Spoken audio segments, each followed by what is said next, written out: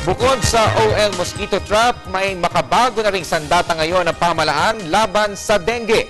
Ito yung tinatawag na dengue vector surveillance kung saan makikita sa isang website ang lugar na pinangingitlogan ng lamok at ito ng dengue warning.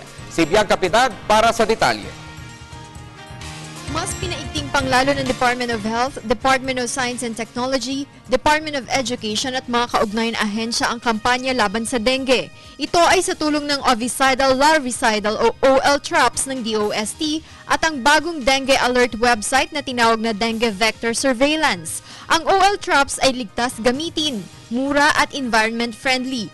Tinutulungan itong kontrolin ang pagdami ng lamok bilang isang surveillance tool at trap na kumokolekta ng itlog ng lamok sa isang lugar.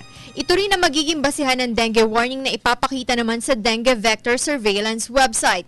Sa ngayon ay dinedesenyo ang website na maging bahagi ng Project NOAA platform. Sa pamamagitan nito, hindi na lang sa lagay ng panahon at baha madaling maaaksyonan at maaabisuhan ang publiko, kundi maging sa sitwasyon ng dengue sa isang komunidad. Gusto natin kasi buong bayan, hindi lang mga gumagawa ng mga research o mga nasa DOH sa DOST ang nakakaintindi, nakakaalam ng datos tungkol sa lamok, pati public. Kaugnay nito na ilatag na sa 100% na mahigit 20,000 paaralan sa priority areas ng DOH ang OL traps, habang nalagyan na rin ng halos 14,000 schools sa non-priority areas. Ang mga datos ay nanggagaling sa mga teacher na tumitingin doon sa OL trap at binibilang yung mga itlog at malalaman natin kung maraming lamok o konti lang doon sa lugar nila.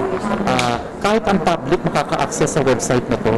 Naglaan naman ang DOH ng 84 na milyong piso para sa proyekto at 30 milyon naman dito ay ilalabas ngayong Hunyo para sa supply ng trap at pellets. Mabibili naman ang mga trap at pellets sa malalaking drugstore sa bansa sa murang halaga. Kaya naman maaari na makaiwas sa malalang epekto ng kagat ng lamok na may dalang dengue. Para sa Telebisyon ng Bayan, Bianca Piedad.